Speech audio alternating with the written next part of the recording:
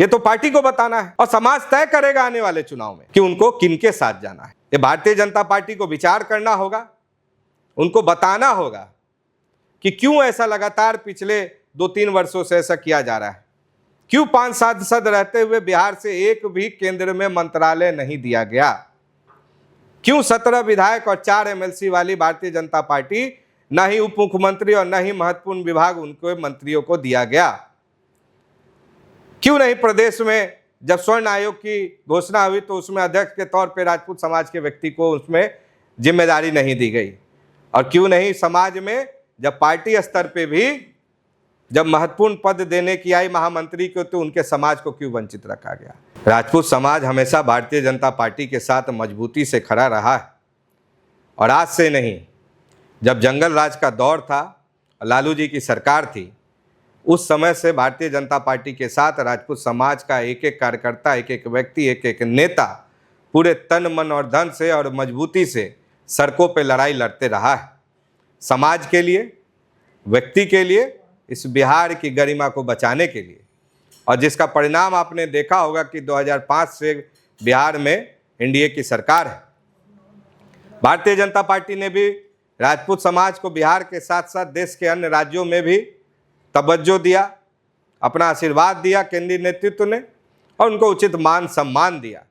लेकिन पिछले लोकसभा चुनाव के बाद भारतीय जनता पार्टी बिहार से 3 सांसद राजपूत समाज से होने के बावजूद, और मैं तो बोलना चाहूँगा कि एनडीए स्तर पे 5 सांसद होने के बावजूद केंद्र में कोई भी उनको बड़ी जिम्मेदारी और मंत्रालय नहीं केंद्रीय मंत्री के तौर पे और नहीं राज्य मंत्री के तौर पे मिला।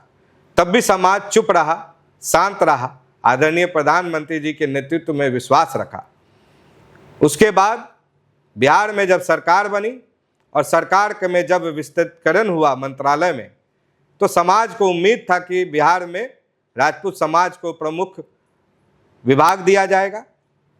मंत्री तो 3 बने, लेकिन उनको मंत्रालय जनरल, पर्यटन और कौशल विकास जैसे छोटे मंत्रालय दिए गए।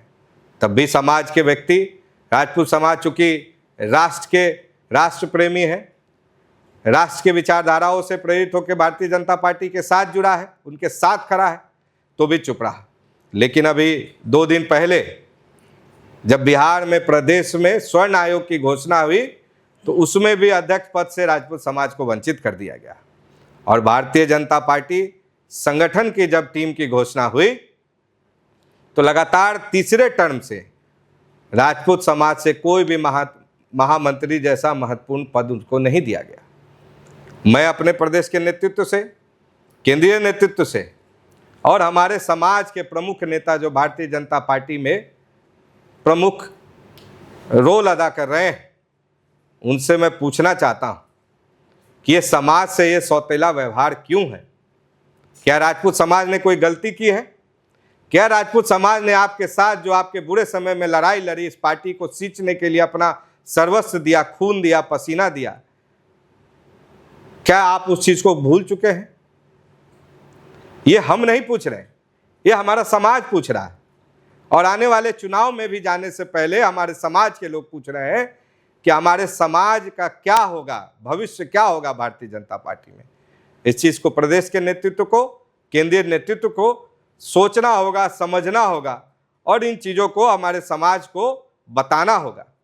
और ये दुख की बात है कि प्रदेश में भी राजपूत समाज का कोई ऐसा नेता नहीं है जो बिहार के किसी कोने से अगर हमारे समाज का कोई भी कार्यकर्ता, कोई भी व्यक्ति अगर प्रदेश में जाए, उसके पास अपने दुख सुख को बयां कर सके, उनसे अपनी बातों को रख सके और उनकी बातों को हमारे नेता केंद्रीय स्तर पे या प्रदेश के आला स्तर पे ले जा सके। ये दुर्भाग्य है, ये राजपूत समाज का दुर्भाग्य है जिसका इतिहास इस देश को बनाने के लिए रहा। जब सरदार पटेल ने इस भारत के निर्माण के लिए हम लोग से हमारी रियासतें मांगी तो उस समय 565 रियासतें देके हमारे पूर्वजों ने इस भारत का निर्माण किया। और लगातार इस समाज ने अपना सर्वस्व इस राष्ट्र को जोड़ने के लिए, इस राज्य के विकास के लिए हमारे समाज के नेताओं ने, हमारे समाज के लोगों ने अपना खून बहाया, अपना पसीना बहाया और लगातार इस पार्टी के साथ मजबूती से खड़े रहे। अब इन पार्टी को निर्णय करना है कि राजपूत समाज कहाँ जाए, किसके साथ जाए, किसके भरोसे जाए। ये आपको आने वाले समय में इस चीज को बताना होगा। और मैं तो एक समाज का एक व्यक्ति हूं, एक छोटा सा अपना पार्टी का कार्यकर्ता हूं।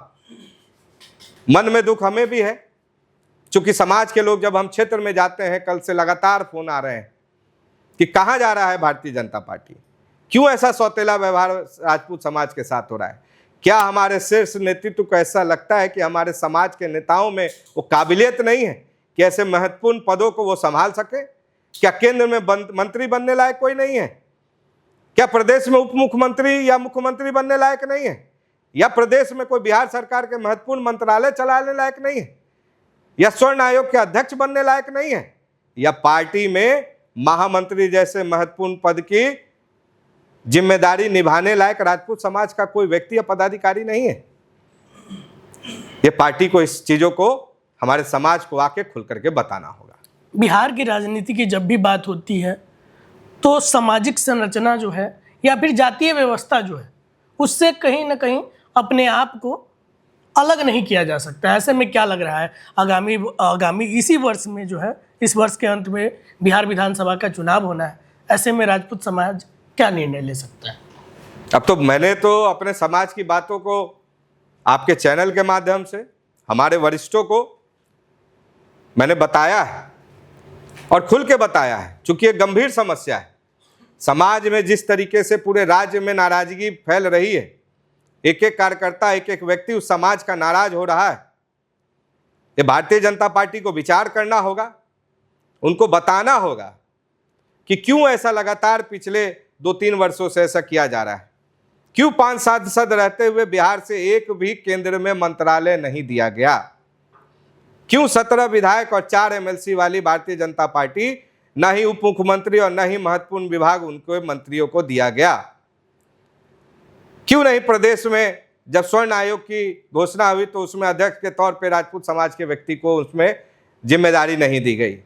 और क्यों नहीं समाज में जब पार्टी स्तर पे भी जब महत्वपूर्ण पद देने की आई महामंत्री को, तो उनके समाज को क्यों वंचित रखा गया? ये तो पार्टी को बताना है और समाज तय करेगा आने वाले चुनाव में कि उनको किनके साथ जाना है।